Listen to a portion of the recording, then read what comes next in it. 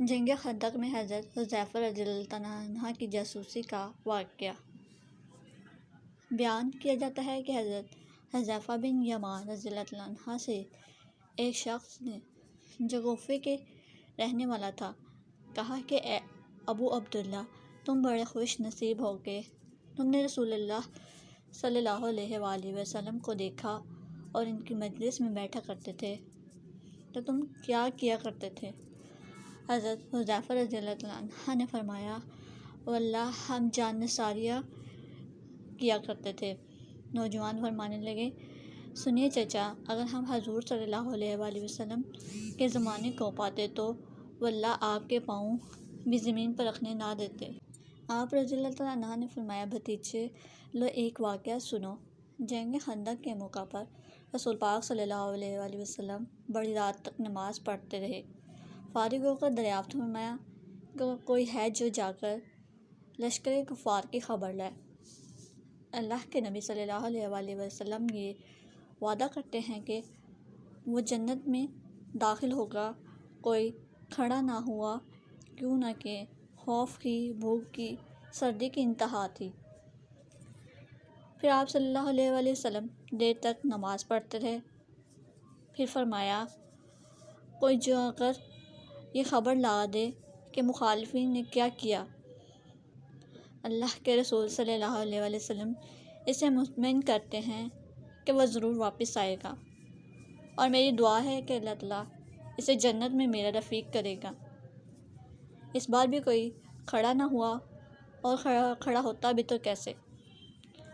بھوک کے مارے پیٹ کمر سے لگے ہوئے تھے، سردی کے مارے دانت بج رہے تھے، خوف کے مارے پتے پانی پانی ہو رہے تھے۔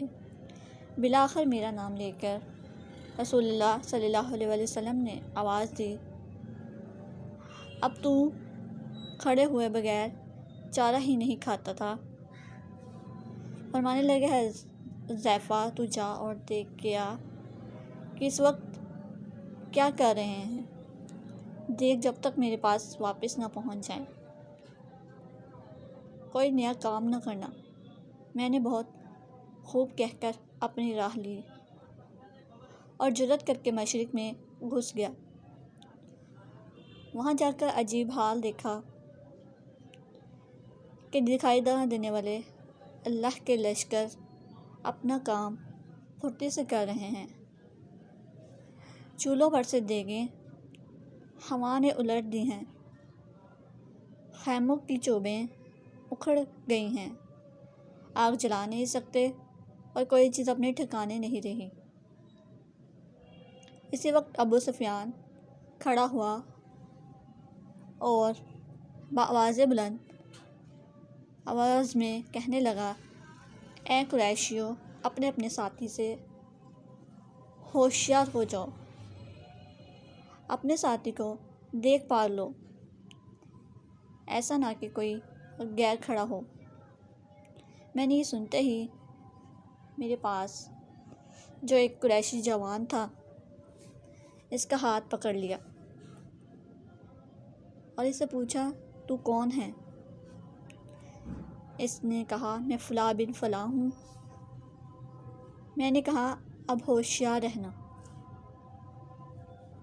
پھر ابو سفیان نے کہا، قریشیو، ہم اس وقت کسی ٹھہرنے کی جگہ پر نہیں ہیں، ہمارے مویشی، ہمارے اونٹ ہلاک ہو رہے ہیں۔ بنو قریظہ نے ہم سے وعدہ خلافی کی، اس نے ہمیں بڑی تکلیف پہنچائی، پھر اس ہوا نے ہمیں پریشان کر رکھا ہے، ہم پکا کر کھا نہیں سکتے، آگ تک جلا نہیں سکتے، خیمے اپنی جگہ ٹھہر نہیں رہے۔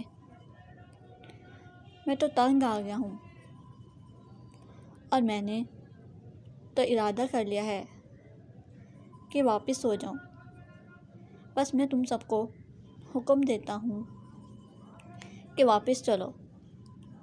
اتنا کہتے ہی اپنے اونٹ پر جو باندھا ہوا بیٹھا تھا چڑھ گیا اور اسے پاؤں مارا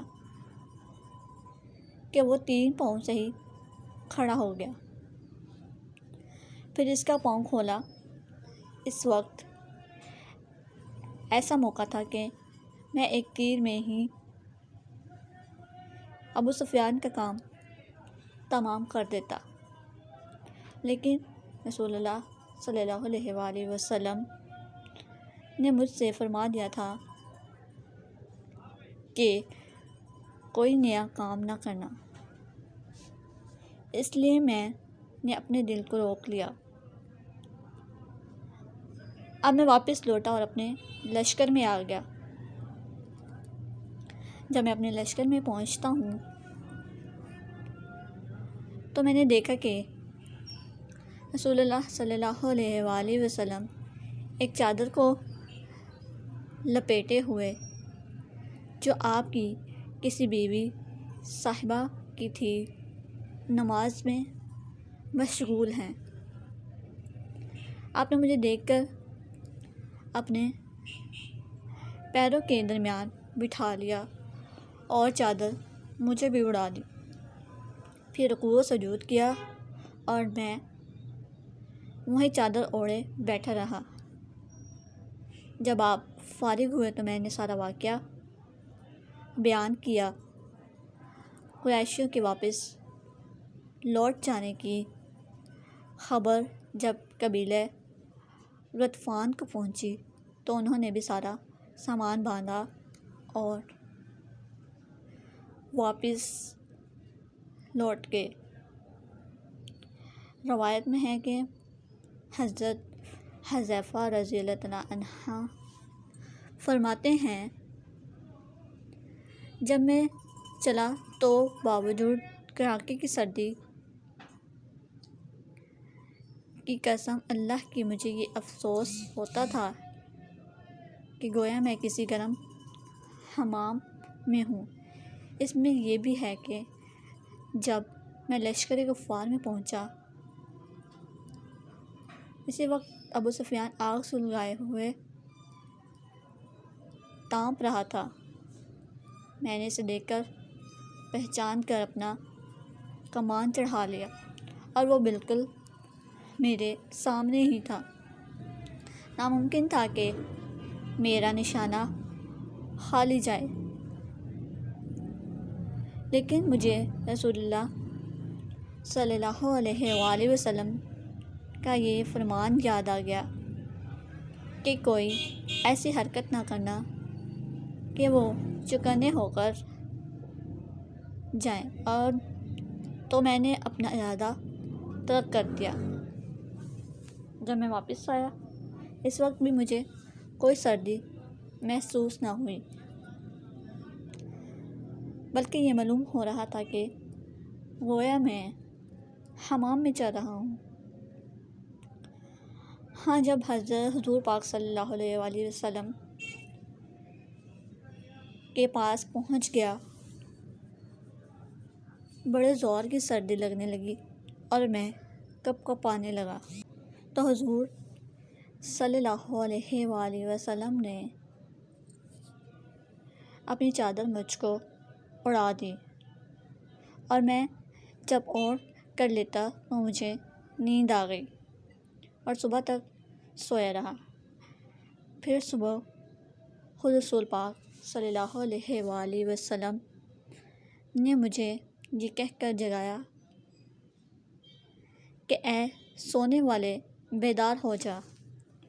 اور روایت میں یہ بھی ہے کہ جب اس تابعی نے کہا کہ کاش کہ ہم رسول اللہ صلی اللہ علیہ وآلہ وسلم کو دیکھتے اور آپ کے زمانے کو پاتے، تو حذیفہ رضی اللہ تعالیٰ عنہ نے کہا کہ کاش تم جیسا ایمان ہمیں بھی نصیب ہوتا کہ باوجود نہ دیکھنے کے پورا اور پختہ عقیدہ رکھتے ہو۔